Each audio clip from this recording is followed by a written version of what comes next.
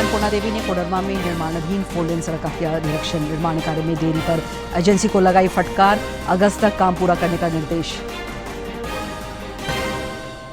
RIMS शासी परिषद की हुई बैठक, संविदा कर्मियों की सेवा नियमितीकरण का फैसला। रक्षा राज्य मंत्री संजय सेठ ने एमआरआई मशीन जल्द लगाने की दी हिदायत। मंत्री हफीजुल हसन ने गिरिडीह में अधिकारियों के साथ की समीक्षात्मक बैठक। विकास योजनाओं में तेजी लाने की हिदायत, लोगों को जल्द मिलेगी बेहतर नागरिक सुविधाएं।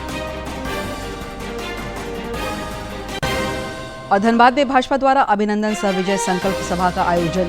प्रदेश अध्यक्ष बाबूलाल मरांडी ने कार्यकर्ताओं की भूमिका को बताया अहम। विधानसभा चुनाव में जुटने का निर्देश।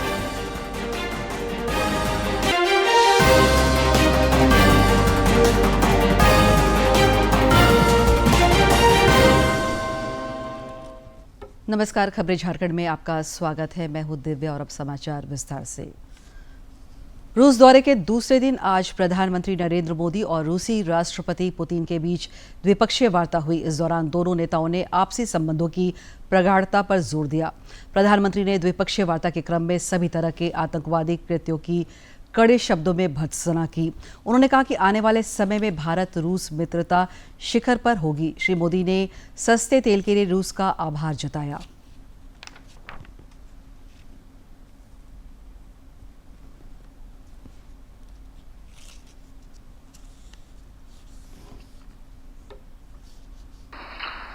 एसएलसी फ्यूल्स की चुनौती भी पूरे विश्व के सामने बहुत बड़ी गहरी थी। ऐसे समय आपके सहयोग के कारण भारत में हम सामान्य नागरिक को पेट्रोल डीजल की आवश्यकताओं में कठिनाइयों से हम बचा पाए। इतना ही नहीं, विश्व को ये बात स्वीकार करनी होगी कि भारत और रूस का फ्यूल के संबंध में जो एग्रीमेंट रहा, उसने दुनिया को भी एक प्रकार से मार्केट में स्टेबिलिटी देने का इनडायरेक्टली बहुत बड़ा काम किया है। दुनिया के अनेक देशों के नागरिकों को पेट्रोल डीजल के कारण बहुत बड़े संकट से गुजरना पड़ा और आज भी गुजरना पड़ रहा है। लेकिन हमारे उस कारोबार के कारण हम भारत के नागरिकों को पेट्रोल डीजल के इस मार से बचा पाए, इन्फ्लेशन से बचा पाए और स्टेबिलिटी भी ला पाए। इसके लिए भी मैं आपका आभार व्यक्त करता हूं। एक मित्र के रूप में आपने अनेक फोरम में पब्लिकली भारत का जो मेक इन इंडिया इनिशिएटिव है, उसकी भरपूर तारीफ की। और तारीफ की ही कितना नहीं, आपने भारत में मैन्युफैक्चरिंग की दिशा में कदम उठाए और भारत के मैन्युफैक्चरिंग में आपकी भागीदारी के कारण भारत के नौजवानों के लिए रोजगार के अनेक नए अवसर बने हैं और उसके लिए अनेक क्षेत्रों में विकास के भी एक नए आयाम जुड़े हैं। और मैं मानता हूं कि मैन्युफैक्चरिंग के क्षेत्र में आने वाले दिनों में, क्योंकि उसके परिणाम बहुत अच्छे मिल रहे हैं, और मजबूती मिलेगी, ऐसा मुझे लगता है। प्रधानमंत्री नरेंद्र मोदी ने रूसी राष्ट्रपति व्लादिमीर पुतिन के साथ मॉस्को में एटम सेंटर का भी दौरा किया।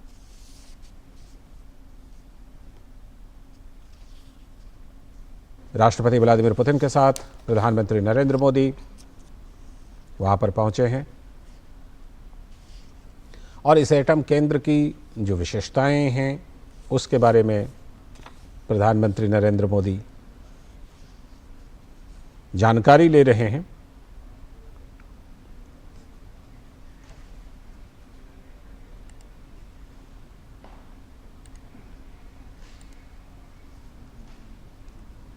तो एटम केंद्र का दौरा प्रधानमंत्री नरेंद्र मोदी ने किया है।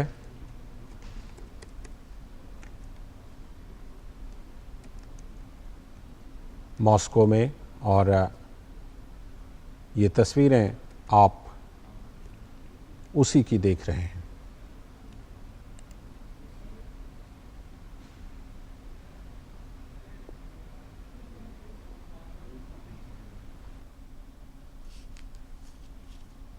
केंद्रीय मंत्री अन्नपूर्णा देवी ने आज कोडरमा के तिलैया बाईपास में NH-20 के निर्माणाधीन 4 लेन सड़क का निरीक्षण किया और जरूरी निर्देश दिए।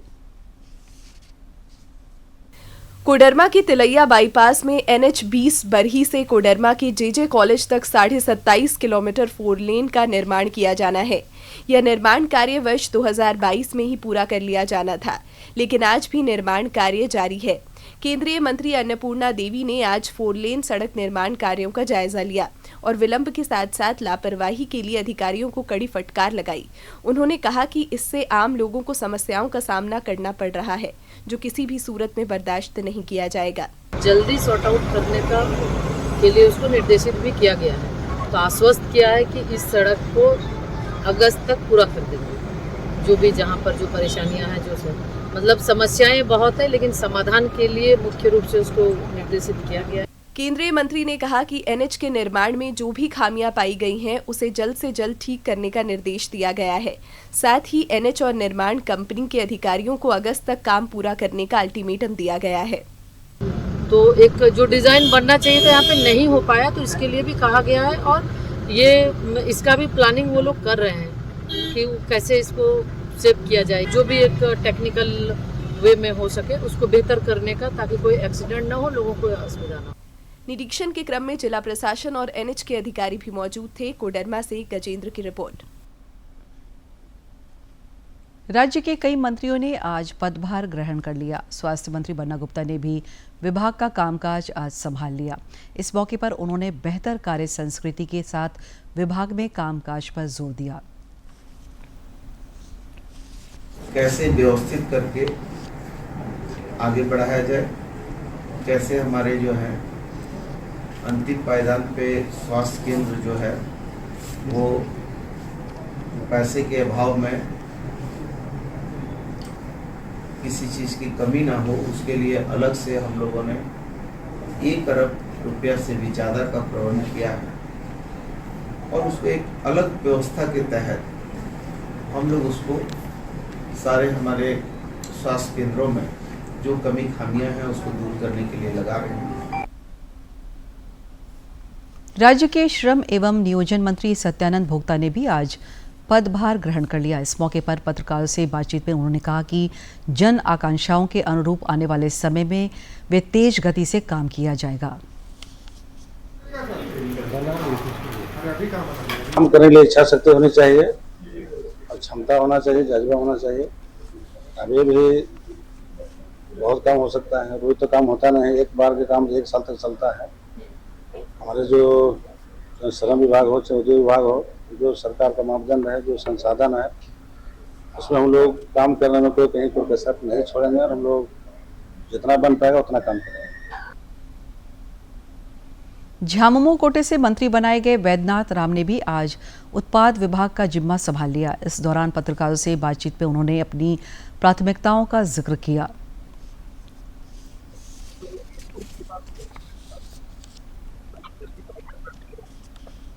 विभाग में कैसे बेहतर काम हो, राजस्व विभाग है, राजस्व का संग्रहण भी सही तरीके से हो और अवैध शराब बिक्री पर प्रतिबंध भी लगा सके, ये हमारी प्रायोरिटी है। उसके लिए जो संसाधन की जरूरत विभाग को होगी उसका हम लोग प्रयास करेंगे तो फुलफिल कराएं। विभाग में मूल रूप से स्टाफ की कमी है और इसको मुख्यमंत्री जी से बात करके हम लोग प्रयास करेंगे जल्दी से जल्दी स्टाफ की पूर्ति हो जाए यहाँ पर, ताकि काम करने में पदाधिकारियों को असुविधा नहीं हो। कृषि और पशुपालन विभाग की मंत्री दीपिका पांडे सिंह ने भी आज पदभार ग्रहण कर लिया। इस मौके पर उन्होंने कहा कि किसानों के खेत तक पानी पहुंचाना उनकी प्राथमिकता होगी। उन्होंने कृषि विकास और किसान कल्याण पर जोर दिया।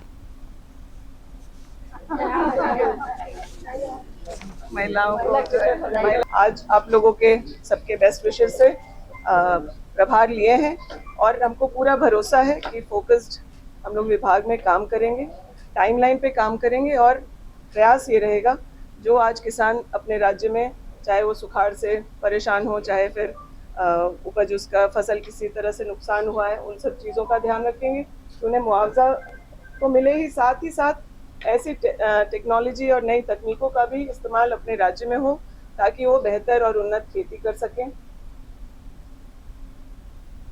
रांची स्थित रिम्स की शासी परिषद की आज बैठक हुई, जिसमें अस्पताल की सेवाओं के विस्तार और मरीजों के हित में कई निर्णय लिए गए।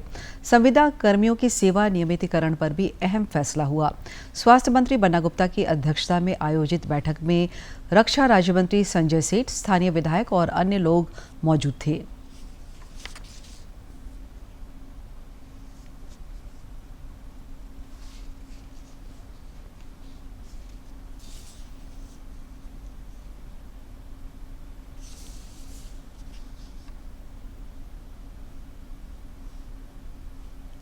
लगातार वर्षों से 10, 15, 16, 17 वर्षों से काम कर रहे हैं, उसको नियमित करने के लिए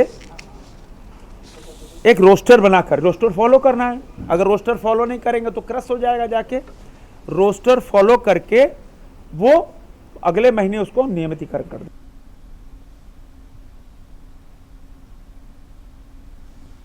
अल्पसंख्यक कल्याण मंत्री हफीजुल हसन ने आज गिरिडीह में समीक्षात्मक बैठक में हिस्सा लिया और अधिकारियों को विकास और जन कल्याण को लेकर जरूरी निर्देश दिए। अल्पसंख्यक कल्याण मंत्री और 20 सूत्री प्रभारी मंत्री हफीजुल हसन ने गिरिडीह में अधिकारियों के साथ समीक्षात्मक बैठक कर विकास कार्यों में तेजी लाने की हिदायत दी। बाद में पत्रकारों से बातचीत करते हुए उन्होंने कहा कि जल्द ही गिरिडीह नगर निगम के लोगों को राजधानी रांची की तरह नागरिक सुविधाएं मिलेंगी। देखिए, आज हम लोग का यहाँ साफ सफाई और जो भी योजनाएं पेंडिंग है और क्या योजनाएं लेनी है, इसके बारे में। इस दौरान जिले के उपायुक्त नमन प्रेष लकड़ा ने बताया कि बैठक में प्रधानमंत्री आवास शहरी समेत केंद्र सरकार की अन्य योजनाओं पर भी चर्चा हुई। अधिकारियों को सभी योजनाओं को युद्ध स्तर पर धरातल पर उतारने के निर्देश दिए गए हैं। हमारा प्रधानमंत्री आवास योजना शहरी, दूसरा है जो 15वां वित्त का जो आबद और अनाबद का जो फंड आता है, उसके क्रियान्वयन से संबंधित जो कि शहरी परिवहन है, नागरिक सुविधा है एवं अन्यायन मद है। इसके अलावा हमारे जितने भी साफ सफाई या कचरा प्रबंधन से संबंधित है, चाहे वो फीकल स्लज मैनेजमेंट हो यानी कि मलीय कचरा या सॉलिड वेस्ट मैनेजमेंट। बैठक में राज्यसभा सांसद सरफराज अहमद, विधायक सुदेव कुमार सोनू, विधायक कल्पना सोरेन और गिरिडीह नगर निगम के अलावा सरिया तथा धनवार नगर पंचायत के अधिकारी भी मौजूद थे। गिरिडीह से रमेश प्रभाकर की रिपोर्ट। धनबाद महानगर भाजपा द्वारा आज स्थानीय न्यू टाउन हॉल में अभिनंदन सह विजय संकल्प सभा का आयोजन हुआ। इस दौरान पार्टी के प्रदेश अध्यक्ष बाबूलाल मरांडी और धनबाद सांसद ढुल्लू बहतो तथा स्थानीय विधायक और बड़ी संख्या में नेता कार्यकर्ता मौजूद थे। श्री मरांडी ने अपने संबोधन में कहा कि जमीनी स्तर पर कार्यकर्ता ही साल के 365 दिन संघर्ष करते हैं, उनकी ही बदौलत जीत हार का फैसला होता है। उन्होंने कहा कि लोकसभा चुनाव में पार्टी ने कार्यकर्ताओं की बदौलत ही कई विधानसभा क्षेत्रों में बढ़त बनाई। भाजपा प्रदेश अध्यक्ष ने कार्यकर्ताओं को विधानसभा चुनाव में जुट जाने का निर्देश दिया। मौके पर सांसद ढुल्लू महतो ने कहा कि वे जनता और कार्यकर्ताओं के समर्थन की वजह से ही चुनाव जीत पाए। वे उनके विश्वास पर खड़ा उतरने की भरसक कोशिश करेंगी। झारखंड मुक्ति मोर्चा के वरिष्ठ नेता हेमलाल मुर्मू ने आज एक प्रेस वार्ता को संबोधित करते हुए समसामयिक राजनीतिक विषयों की चर्चा की। इस दौरान उन्होंने कहा कि विधानसभा में हेमंत सोरेन सरकार का विश्वास मत हासिल करना जनता की जीत है। श्री मुर्मू ने कहा कि हेमंत सोरेन झारखंड ही नहीं पूरे देश में बड़े आदिवासी नेता बनकर उभरे हैं। उन्होंने इस दौरान भाजपा पर भी निशाना साधा। रांची में आज प्रदेश युवा कांग्रेस कमेटी की कार्यकारिणी की बैठक आयोजित हुई। इस दौरान पार्टी के प्रदेश अध्यक्ष राजेश ठाकुर भी मौजूद थे। उन्होंने आगामी विधानसभा चुनाव के मद्देनजर युवा कांग्रेस के पदाधिकारियों को जरूरी टिप्स दिए। रामगढ़ के स्थानीय टाउन हॉल में आज वन अधिकार अधिनियम को लेकर जिला स्तरीय पदाधिकारियों का 1 दिवसीय प्रशिक्षण संपन्न हुआ। इस मौके पर उपायुक्त चंदन कुमार ने बताया कि वन अधिकार पट्टों के अधिक से अधिक वितरण की दिशा में जिला प्रशासन प्रयासरत है।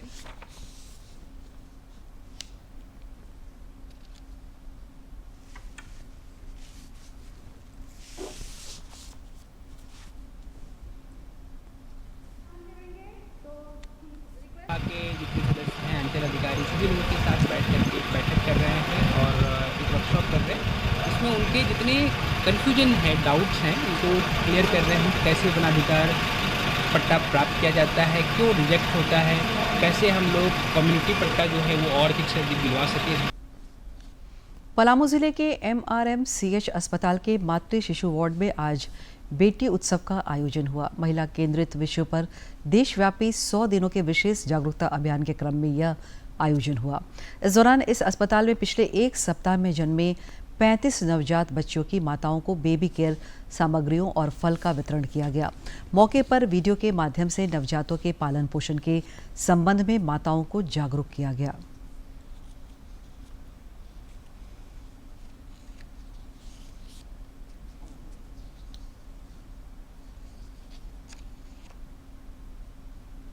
जमशेदपुर में भी चोरों का आतंक बढ़ गया है। चोरों ने बागबेड़ा थाना अंतर्गत कीताडी रोड नंबर 1 में एक मकान को निशाना बनाया। पुलिस छानबीन में जुटी है।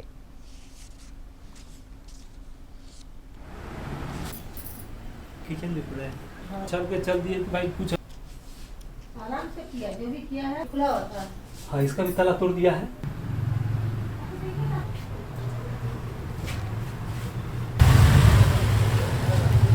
मनीष कुमार सिंह का घर है जी। हमको बोले थे थोड़ा देख रेख करने के लिए, लेकिन इस बीच में कल हादसा हुआ है। हम सुबह में आए तो हमको सारा ताला वाला खुला मिला।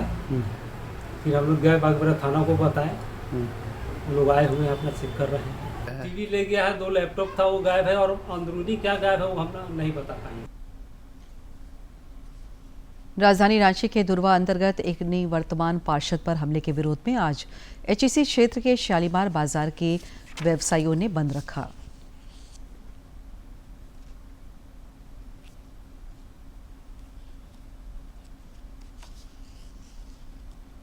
राज्य के जाने माने अर्थशास्त्री और विनोबा भावे विश्वविद्यालय के पूर्व कुलपति डॉक्टर रमेश शरण का निधन हो गया है। मुख्यमंत्री हेमंत सोरेन सहित कई राजनेताओं ने उनके निधन पर संवेदना व्यक्त की है।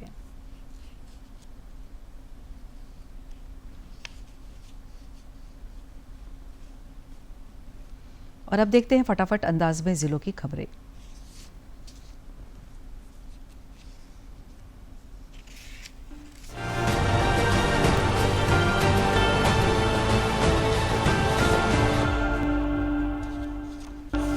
सरायकेला खरसावा पुलिस अधीक्षक ने कुचाई और खरसावा थाना का औचक निरीक्षण किया। इस दौरान उन्होंने पुलिसकर्मियों से थाना क्षेत्र की भौगोलिक जानकारी प्राप्त की, साथ ही नक्सल अभियान, अपराध नियंत्रण, मादक पदार्थों की तस्करी तथा गुणवत्तापूर्ण अनुसंधान समेत विधि व्यवस्था से जुड़े अन्य विषयों पर आवश्यक दिशा निर्देश दिए। सरायकेला जिला समाज कल्याण पदाधिकारी के निर्देशानुसार जिले के विभिन्न विद्यालयों में सावित्री बाई फूले किशोरी समृद्धि योजना के तहत विशेष कैंप का आयोजन हुआ। इस दौरान सबों को योजना के संबंध में विस्तृत जानकारी दी गई और पात्र विद्यार्थियों के आवेदन लिए गए। पलामू के बनातू थाना क्षेत्र में गोलीकांड का पुलिस ने खुलासा करते हुए 4 अपराधियों को गिरफ्तार किया है। इनके पास से कई कारतूस, मोटरसाइकिल और मोबाइल भी बरामद किए गए हैं। कोडरमा में मुहर्रम के मद्देनजर बिरसा सांस्कृतिक भवन में जिला स्तरीय शांति समिति की बैठक हुई। इस दौरान विधि व्यवस्था को लेकर मंथन हुआ और सबों से भाईचारे के माहौल में त्योहार मनाने की अपील की गई। चतरा जिला के लावालौंग प्रखंड में आज सहायक तकनीकी प्रबंधन द्वारा किसानों के बीच मृदा स्वास्थ्य कार्ड का वितरण किया गया। इस दौरान किसानों को कृषि उत्पादन बढ़ाने में टिप्स भी दिए गए। देवघर प्रखंड के किसानों के बीच मूंगफली के बीज का वितरण किया गया। इस मौके पर आत्मा देवघर के उप परियोजना निदेशक, प्रखंड कृषि पदाधिकारी और प्रखंड तकनीकी प्रबंधक समेत अन्य पदाधिकारी मौजूद थे।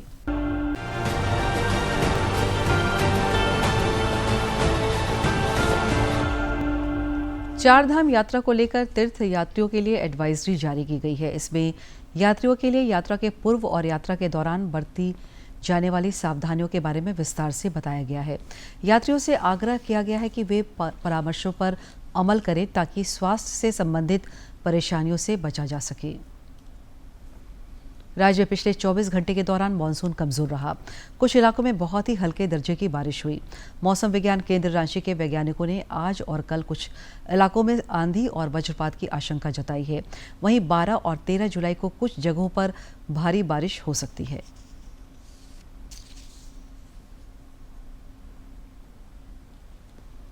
देवघर के कुमार सुरेंद्र सिंह शूटिंग स्टेडियम में 14वीं झारखंड और दूसरा इंटर स्कूल शूटिंग चैंपियनशिप का आयोजन हो रहा है। इस प्रतियोगिता में 500 से ज्यादा प्रतिभागी हिस्सा ले रहे हैं। आज प्रतियोगिता के तीसरे दिन तकरीबन 300 से ज्यादा प्रतिभागियों ने अपनी प्रतिभा का प्रदर्शन किया।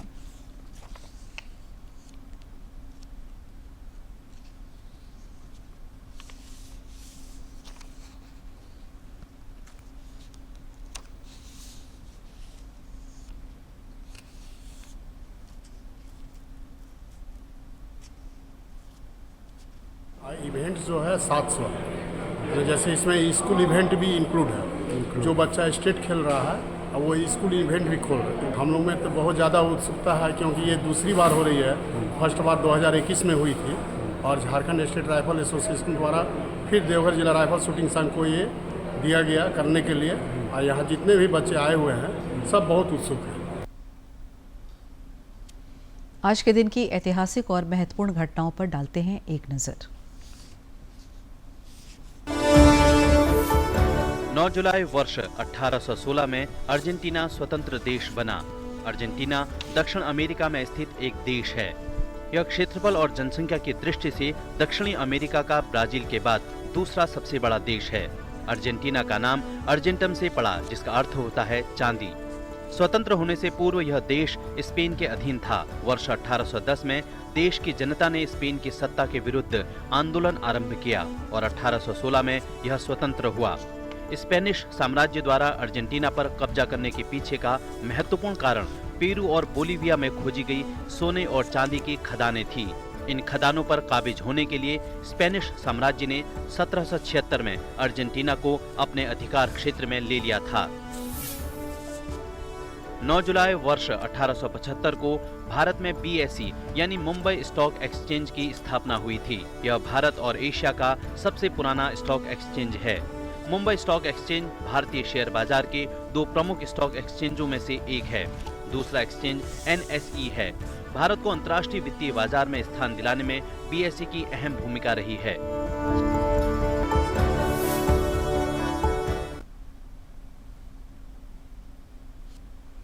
सेहत की बात में जानते हैं अल्कोहलिक लीवर कारण और इसके इलाज के बारे में।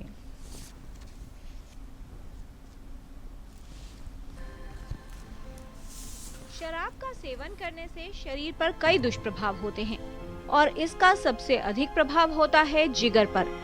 अल्कोहलिक लिवर डिजीज एक गंभीर समस्या है जो जिगर को प्रभावित करती है। इसका कारण शराब का अत्यधिक सेवन करना होता है। शराब के सेवन से जिगर को क्षति होती है और गंभीर लक्षण उत्पन्न हो जाते हैं। अल्कोहलिक लिवर डिजीज, इसका मतलब होता है शराब के कारण लीवर में खराबी होना। आपकी जो शुरुआती लक्षण होते हैं, जो शुरुआती चीज़ें पता लगती हैं, वो है फैटी लिवर, जो लीवर में थोड़ा सा फैट जमा होने लगता है। फिर उसके बाद आती है हेपेटाइटिस की स्थिति, जिसमें लीवर में थोड़ी सी सूजन हो जाती है।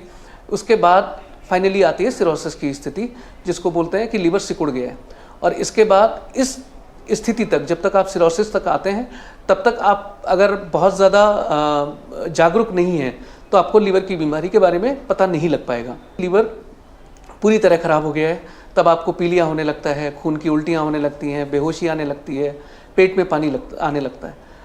ये अंतिम स्थिति है। इसके बाद कितना फ़ायदा होता है नहीं होता है वो बात की बातें हैं, लेकिन अगर आपको फैटी लिवर की स्थिति में ही पता लग जाए और आप शराब छोड़ दें तो बहुत कुछ संभव है कि आप ठीक हो जाएंगे।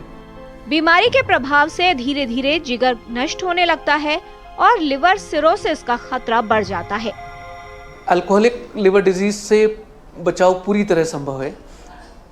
सबसे ज़रूरी चीज़ है, इसका कारण आपको पता है। अगर बीमारी का नाम ही शराब के द्वारा की गई लीवर की क्षति है, तो अगर आप शराब छोड़ देंगे तो ये बीमारी वापस आपका लीवर ठीक हो सकता है। जब तक आपका लीवर फैटी लिवर की स्थिति में है, उस समय तक अगर आपने शराब छोड़ दी तो यकीन मानिए आपका लीवर पूरी तरह नॉर्मलाइज हो जाता है। अल्कोहलिक हेपेटाइटिस का जब दौरान आता है, उस दौरान अगर आप शराब छोड़ते हैं तब भी काफ़ी इम्प्रूवमेंट हो सकता है पूरा इम्प्रूवमेंट ना हो। उससे आगे की स्थिति में लीवर पूरी तरह ठीक हो पाएगा ये कह पाना संभव नहीं है। बियर भी शराब होती है, परसेंटेज भले कम हो, लेकिन लीवर को वो उतना ही खराब करेगी जितना बाकी और शराब करती है। अल्कोहलिक लिवर डिजीज से बचाव के लिए शराब का सेवन न करना सबसे उपयोगी है। अपने स्वास्थ्य की देखभाल करें जिससे आपका जिगर स्वस्थ रहे। किरण भारद्वाज, DD न्यूज। साहिबगंज के मंडरो प्रखंड के अंतर्गत सिमरिया गांव में DMFT मद से मत्स्य पालन को बढ़ावा देने के लिए माइनिंग पीट में केज कल्चर का निर्माण कराया गया है। इस संबंध में जिले के उपायुक्त ने एक वीडियो साझा किया है। गांव में मत्स्य पालन को बढ़ावा देने एवं रोजगार सृजन हेतु माइनिंग पीट में केज कल्चर का अधिष्ठापन किया गया। सिमरिया गांव में रहने वाले लोग अपने परिवार को आजीविका चलाने हेतु पलायन कर रहे थे अथवा पहाड़ से सूखी लकड़ी इकट्ठा कर बाजार में बेचकर गुजारा करते थे। अंत में मुख्य समाचार एक बार फिर।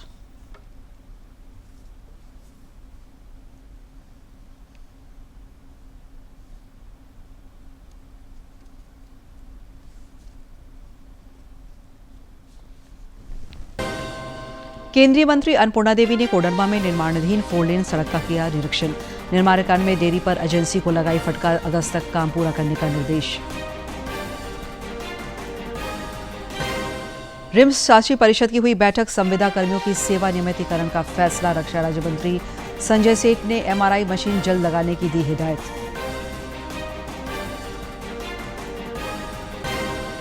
मंत्री हफीजुल हसन ने गिरिडीह में अधिकारियों के साथ की समीक्षात्मक बैठक। विकास योजनाओं में तेजी लाने की हिदायत, लोगों को जल्द मिलेगी बेहतर नागरिक सुविधाएं। और धनबाद में भाजपा द्वारा अभिनंदन सह विजय संकल्प सभा का आयोजन। प्रदेश अध्यक्ष बाबूलाल मरांडी ने कार्यकर्ताओं की भूमिका को बताया अहम। विधानसभा चुनाव में जुटने का निर्देश।